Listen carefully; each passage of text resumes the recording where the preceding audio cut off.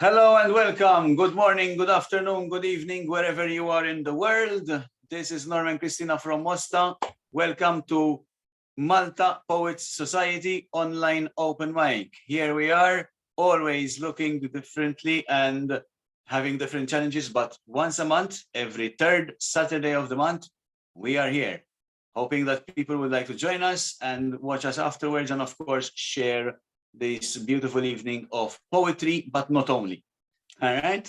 So we have some interesting items and elements today, and there's no particular theme. We just open our doors and open our hearts and welcome people to the world of culture and arts. And we have a variety of items today as well. May I ask whether Naima would like to go first? We have a newcomer. Sure, you're more than welcome. Okay, and here we are. Is it all right for you? Yeah, that's fine. Okay, I'm going Beautiful. to read a couple of welcome, Naima. Please, please do give us a bit of background, like where you're from, where you're at, and what you do, of course, and then of course then you can share your contribution. Thank you so much. My name is Naima Shamshoon. I live in London, the UK, and I have a Moroccan background. I've just had my first poetry collection published, and I will be I'll be sharing a couple of poems from that collection with you today. Okay, the first poem is called No Filter. This is me, here I sit, growing into my age jacket, accepting my invisibility, rebuking my fragility. Am I irrelevant? Wearing my wrinkles as a sackcloth and ashes, should I reinvent myself for the applause of the social media masses?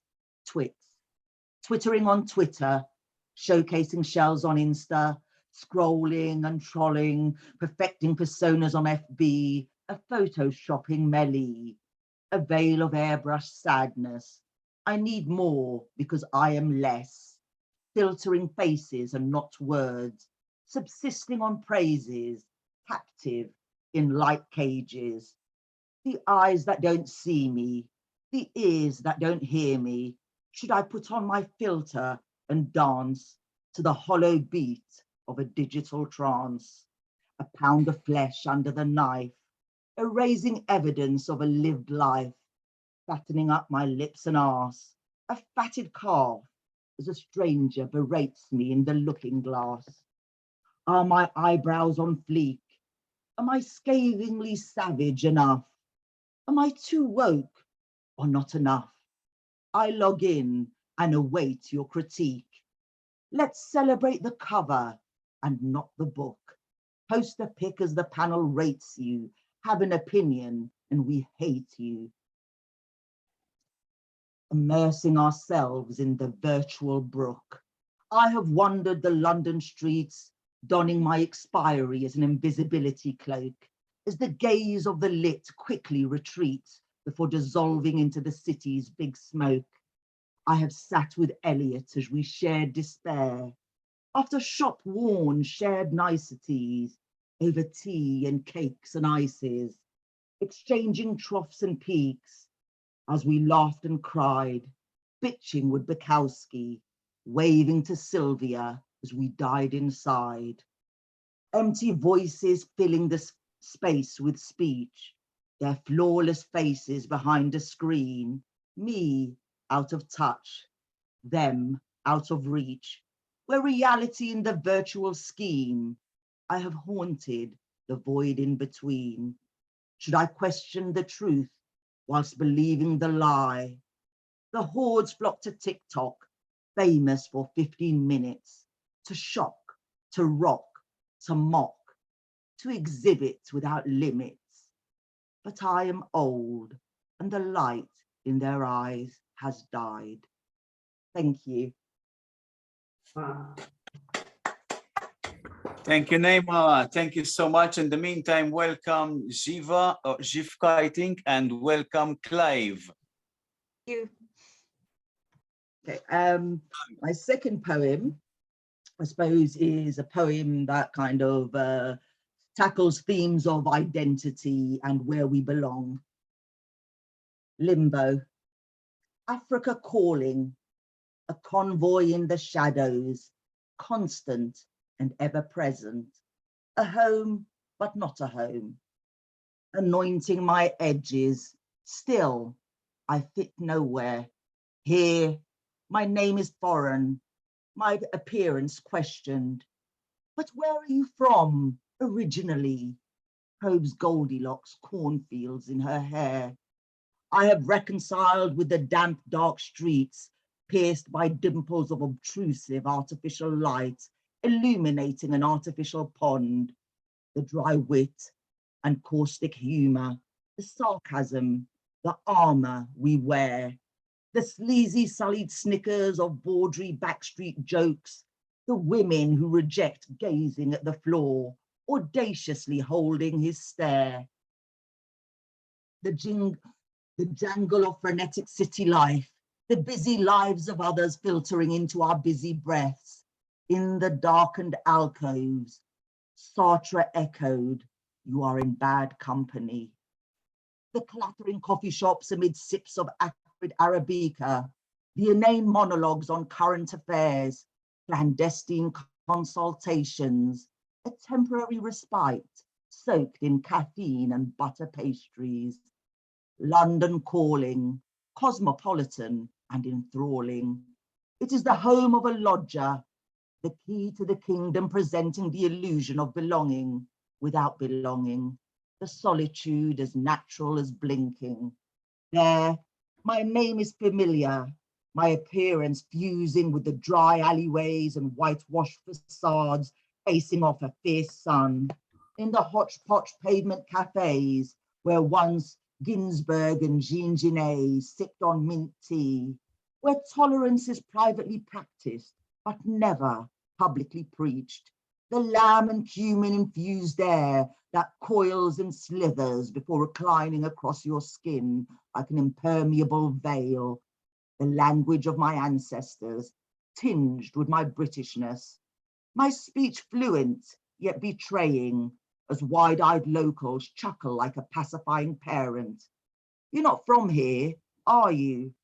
In the Medinas, the night sky turns down the heat as families parade in their best attire, sunflower seeds whose saltiness fizzes on the tongue, sugar-roasted peanuts washed down with canary iced lemonade, the men who gawk belligerently, their eyes betraying the indignity of a shameless woman who refuses to look away.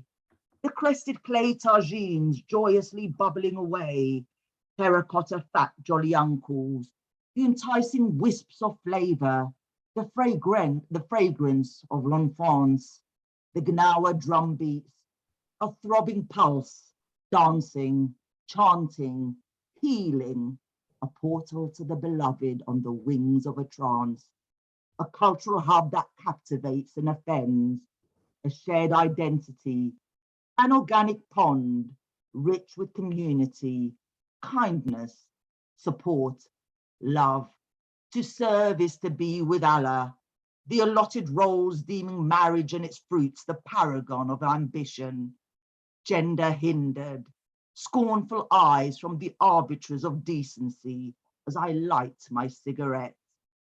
I am without decency and without God, casting off the shackles of both, the dogma of belief or illusion, in the clutches of tradition, bleeding bequeathed injury, spurred on by my scars. You're not from here, are you? The cross of the diaspora, life's longing for the other, each suit offering some comfort, but ill-fitting nonetheless. Thank you.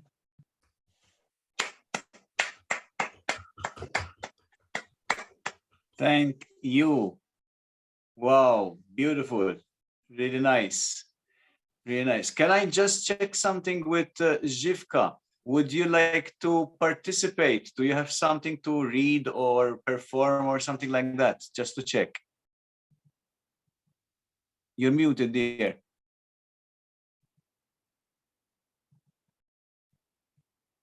Sorry, it's just my first time, so I would like to listen maybe another time. No problem. Just to check, just to have an idea Yeah. how I'm going to structure things. You're more than welcome, of course. That's beautiful. you. Thank you so much. Thank you. Thank you. All right. So, Claire, how are we doing with pinning and stuff like that? Is it okay from your end? No, I don't know how to do it, Norman. Okay, no Can you- problem. Sorry. Just to have a feel. Just to have a Yeah. feel. All right. So, would you like to go next, Claire? Do you have your Yeah, stuff? yeah, I do. Yeah, sure. Beautiful. So here we are, Claire. We can have a little bit of introduction as well because we have new people, and there we go. Hi, I live in North Wales, I live right at the tip of North Wales where the ferry goes over to Ireland. So we're in a very beautiful place. And these few little, very short 5-line pieces that I'm going to read, I don't know how many yet, just a few, a couple. We call them kaiku. I've read some of them before. I had a friend from Ireland, a boyfriend, and we started communicating on the internet first. And he asked me if one of his poems would do, this poem would do as a haiku, and I said no, but I said haiku, kaiku, who cares, let's do it anyway. So these are called kaiku, and kaiku are a 5-line poem written from a word given reciprocally. So I would give him a word, he would give me a word, and they were extremely competitive, and quite frankly mine were always better than his. But you can make your own mind up, because I'm going to read a couple of his this evening as well as mine. So here we go. He gave me the word web, and he did say to me, sometimes poets read about the topic first before they write the poem. So I looked up to see what spiders do. So this one's about a spider. Little weaver, swinging on a silk spun thread, lightly back and forth your earnest measured tread builds a net bejeweled with nature's prisms. It fast imprisons your feast of flies, this gossamer steel strung web before my eyes. So that was one from me. And then this was the very first one that he sent, which he asked was a haiku, and I said no, this is Ethla. So Ethla is a spirit being that I've had some contact with, and he wrote a poem for her. Ethla, white goddess of moon, deep dark waters, wolf howl and batwing, silver disc on black, the ancient watcher. So I said no, it won't do, but haiku kaiku anyway. So that's one of his. And then it's not for this dog here, but this was for my first black dog. This one's called Dog. I would give you my heart's blood, friend. Tramp through, sorry, I can't read with these glasses. Tramp.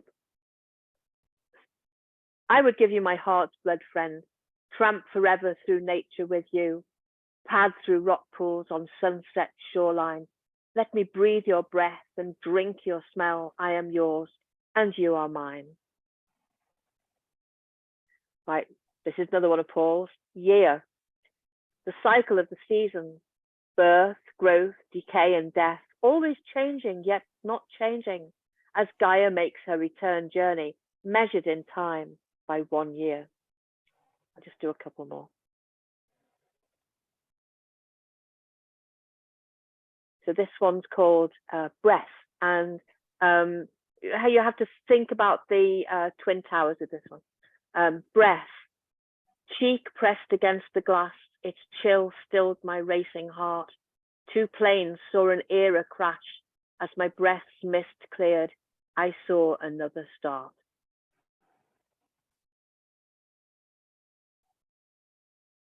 And here's one, Tendril. This is Paul's. Sweet pea tendril, grasping the permanent, the sappy light seeker, sensing, growing softly, all in organic time. And then he gave me the word grit, and he really thought I was going to go put in it, but I didn't. Like a jewel is the soul of man, born of fire and pressure, every gem, every rough and every slab, a chosen one, all know the grinding wheel, grit and blade. Through trial and toil, dazzling ones are made. And another one of his, nectar, sweet blossom of summer night, perfume to the honey bee, whose silvery wings take flight and feast on nectar sweet, that is its gift to thee. There we are. Paul's and Claire's kaiku. Thank you, Claire. Thank you so much. Beautiful. Thank You've you. got some comments in the chat as well. Appreciation. Thank you. Thank you. Beautiful. Thank So you. now I'd like to break a little bit the pattern and start sharing a little bit of my own stuff. And what I'm going to do now is I'm going to show you, I'm going to play some djembe.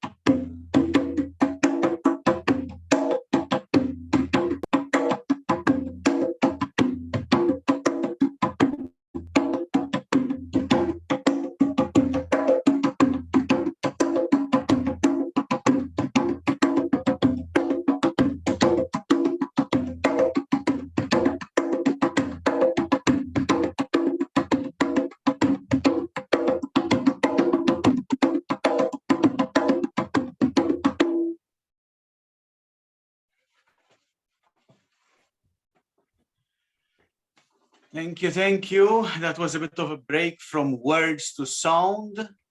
And now, can I have more words? Natasha, would you like to?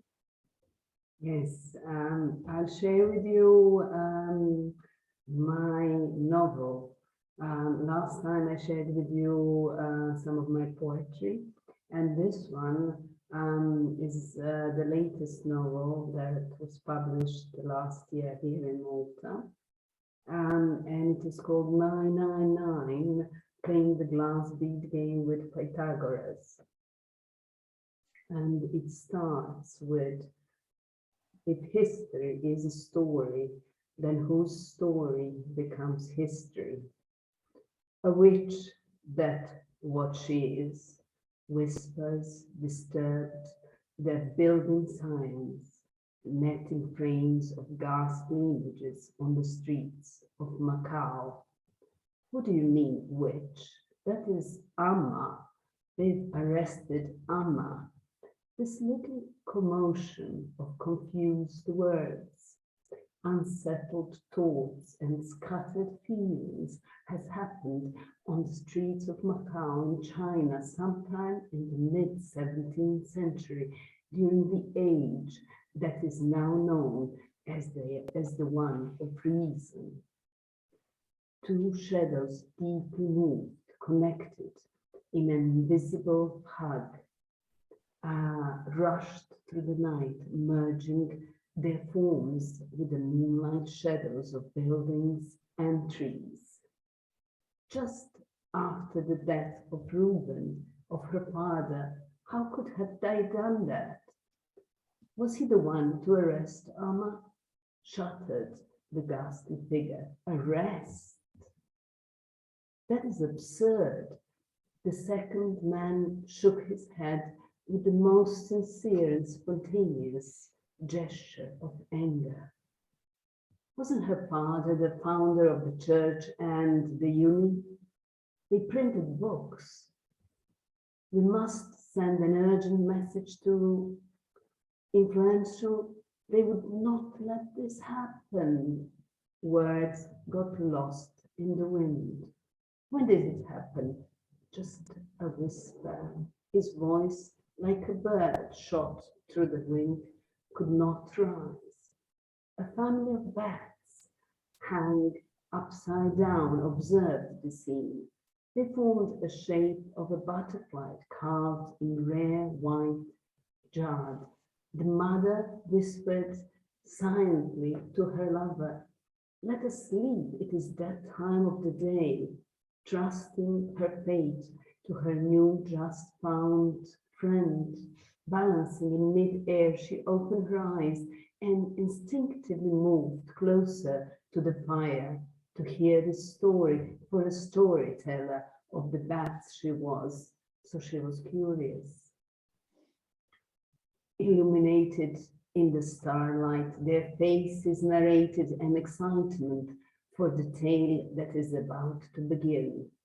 Together, harmoniously, all the bodies gathered the wood for fire, lit it and let it glow through the night of dancing sadness under the stars, a dance choreographed by the moonlight 1,000 of years ago, a shimmering halo like golden desert sand reflected past, present, and future, an oracle of thoughts burned in the fire that very moment. Last night, if it has happened to her, it could happen to any one of us, like the doctor who can treat no more patients in the tropical heat. The tone of his voice was hopelessness. Does Reuben know? Reuben is nowhere to be found, lost, gone, like the Joker who has finally seen his true role in the pack. His body hesitated. What do you mean, gone? Maybe the same people killed her. To call infinity a number, the bat contemplated, does not make it one. A restless crowd they were, before they were fed and entertained by spirits, later surrounded only by birds, after their fears were lessened. It takes no reading of stars to see that that men were friends with Amma, free from death. From one moment, immortal moment, they sealed off their destiny in the totality of now. On the other hand, for the Lord of Death, nothing was too late or too soon, for each soul that has attracted his grasp only knew about too late. No, the two are not connected. He left the monastery, went into solitude and seclusion, has disappeared now when we need him most. The leper's loss of sensation was evident in his confession. What bad timing it is now that Amma needs him most. For several heartbeats, they just stared at each other, relating how tricky some of their games were, escaping just in time the bad ending. Time entered a spiral of a blazing comet from past to future, across their lives' canvases drawn by ants, insects, bees. During just one lifetime, with a complete focus on a detail called destiny. So that one is for me. Thank you. Thank you, thank you, thank you.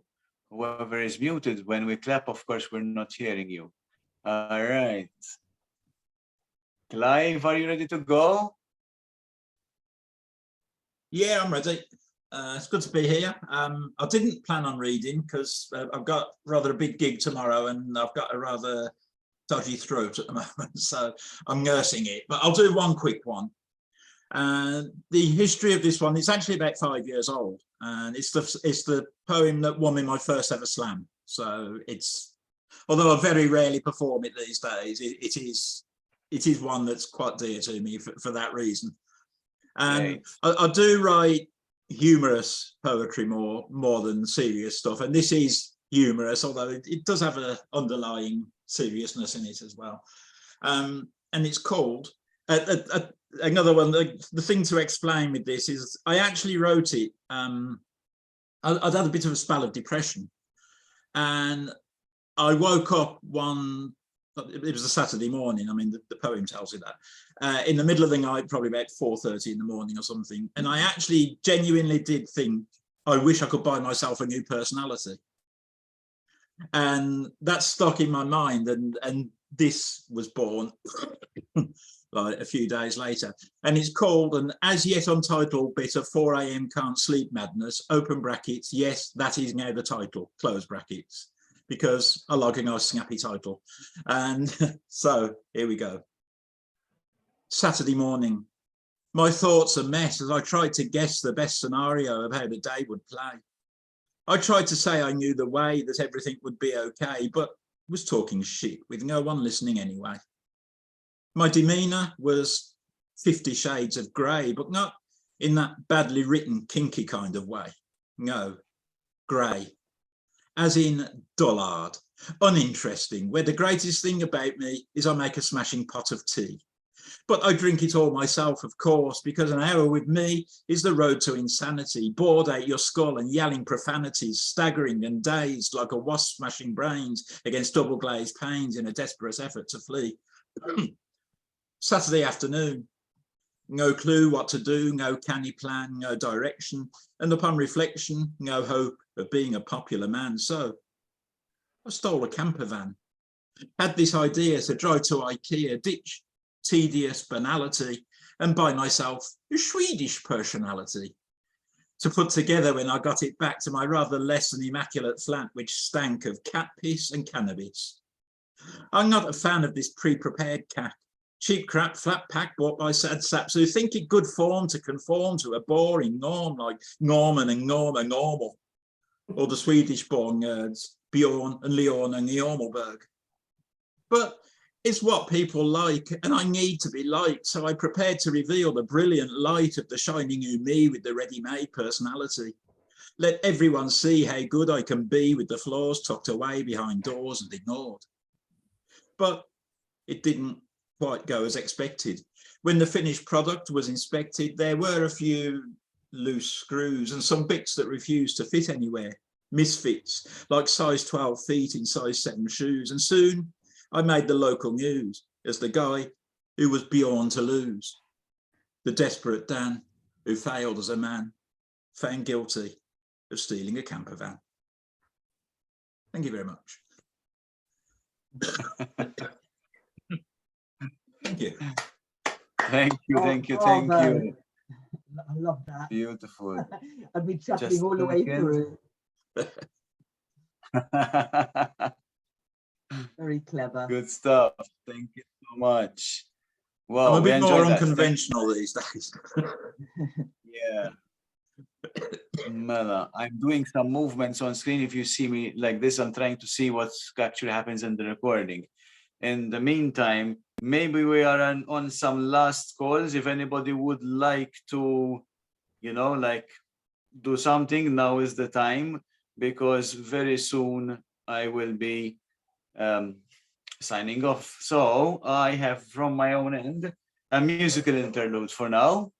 and I have people from all over the world. I'm actually the only Maltese person here, but I'm still going to play something called L-aħħar bidwi f'Witilgħasel, which means the last farmer in the Valley of Honey, literally translated. And this is the music. This is how it goes.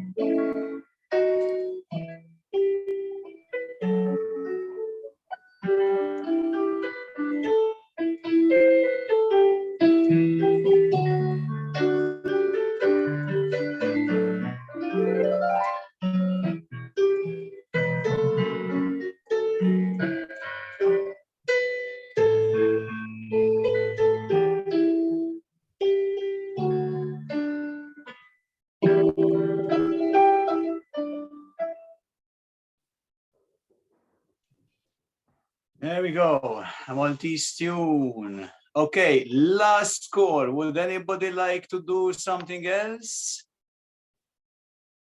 Going. I wouldn't mind doing another one. I've got the bug now. Go ahead. Go ahead. Take it away. Yay. Okay, so this is, although this is probably about 3 years old now as well, but this is more of what I like to do these days. This was sort of the spark for a lot of other stuff that I've done. And it is experimental. And I will say that sometimes it works and sometimes it doesn't. It's dependent on the audience. But, and I'll give you a bit of a backstory for this one as well, because I've never been, although it's changing now, I've never been the most self-confident of people. So when I wrote something new, I've got a couple of friends that I rely on to say, yes, that'll work, or no, it won't. And this has to be heard. It can't be read. You know, it can't be read on paper. It just doesn't work on paper. But I sent a printed copy across to these two friends, and they're always very supportive, and they're always, oh yeah, you know, that'll work, or I don't think that's quite right, but they'll always be really diplomatic. And with this one of them was like, the fuck? And the other one was, well, it's different. So, and now I like to do a lot of poems where I swap letters around so that words become different words by changing letters. And this was the precursor to that. And it's a bit bizarre, but I do enjoy doing it. It's called Taking the P. So in this, every time, well, the poem will explain it. So today, for some bizarre reason, there is a ban on the use in verse of the letter immediately before Q. They say using sh instead would do, with a real sh becoming a to avoid confusion. I was almost apoplectic with rage, but then I reached the compliance stage, embraced the concept and gave it a go. Though what she says me, I'll never know. Punishment for failing to comply is a shoke in the eye with a particularly unpleasantly harsh jointed stick, and any form of censor-ish makes me sick. I tried to write about wacky races and Chanela Shitstosh, who drives the contract Shussie Cat, but that didn't turn out to be much cosh, and the showing about Shostman Shat made me sound a bit of a shrat. So then I thought of Sholotix and its various arseholes and tricks, and soon realised Cameron's Brexit gamble was about shower within his sharty. But at least he won't be remembered solely for being the shrine minister who sliced his shriek in the mouth of a shig. Then I thought of my A to Z of Sholotix, but soon decided to give that a miss. I mean, Charlemagne charalised by a charity shrine minister, chancellously England shandered into shish shots and schlonkers, promoting stractically shorts. Just makes no sense, does it? But it's probably better than Sheeta Shek of Shickled Checkers, so the rest of that can shit off too. The word Hishoshotamos becomes quite preposterous, and the whole ambles becomes really quite it. When you consider my granddad went down the shit at a very young age, and was shade an absolute shittance. He grew ush to be a bit of a shithead. No one was ever pleased to see him, especially after he contracted the shocks. Now, I think with a bit of shit and sholly, this showing could become quite accomplished. And unless I mention how I slay the violin better than Shaganini in his shrine, talk about the pituitary gland, or how I love Indian food, particularly shoshadons and shitta bread. And one final thing, sharks will fly if this showing ever gets schlagerized, which is probably unlikely. And the schlagerist who makes this mistake will be Shenstoshon and shosh his clogs and meet St. Sheeta at the Shirley Gates. Now, wouldn't that be a shitty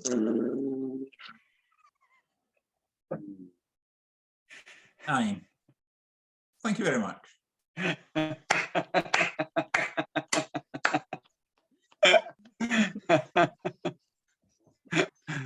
Thank I you once so much. I once did that in a slam and got the lowest score I've ever got in my life. It's fun. Thank you so much. Thank you. All right. So I thought of, I actually have my own one little literary contribution of the day. And the backstory goes that this is a picture prompt and a sentence prompt. So I used to attend like creative writing workshops and stuff, and I've done some interesting exercises. One of them used to be like, okay, stopwatch, like 7 minutes straight, don't stop writing, and whatever comes, comes.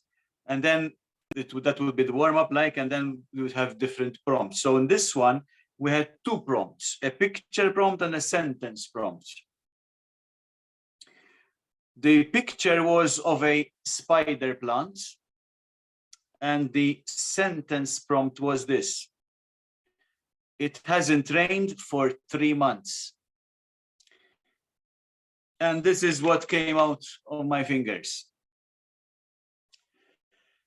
Tangled outside and in, confused, not functioning, weakening down, finding a hidden droplet, however minute, of hope, sometimes of energy, at others of a vision of resolution. Time passing, tick-tocking away, ever so slowly, steadily, resolutely. A feature that also gives me faith and furnishes me with inspiration for my coping mechanics and dynamics. a droplet. What an ironic metaphor to use for my description. But it seems to serve its purpose. And I cringe another notch inside. More tight. Oh yeah, yeah, yeah, yeah. A long, long breath, which miraculously I click is releasing moisture. That life-giving, sustaining, fulfilling, nourishing, saving impetus and momentum that suddenly explodes my imagination into a mega powerful visualization of rain. Rain. I said rain, rain, rain, and there it came.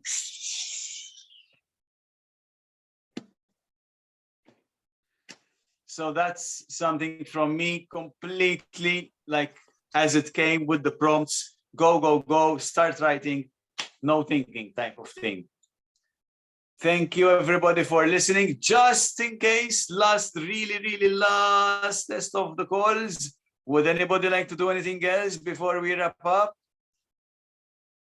I'm checking, I'm scrolling. Okay, beautiful. So thank you so much for the new people to join. I really hope and wish that this episode actually does get recorded. I have challenges with my camera on the laptop, so I have to use another way. We'll see what happens. And the next Malta Poets Society, as it is always on the 3rd Saturday of the month, the date for next month is 19th November, Saturday, 19th November. So you're free to make a note in your diaries. Please invite whoever likes poetry, give them the link. Can I just check? Okay, before doing this, let me just close the recording, but please stay on. I just have a few questions to ask. So I'm going to close the recording. Thank you everybody for watching. Thank you even more for sharing. Malta Poets Society, 3rd Saturday of every month, online, link around this video wherever you're watching this. Thank you so much, and let me see how I am going to stop the recording. There we go. Stop recording.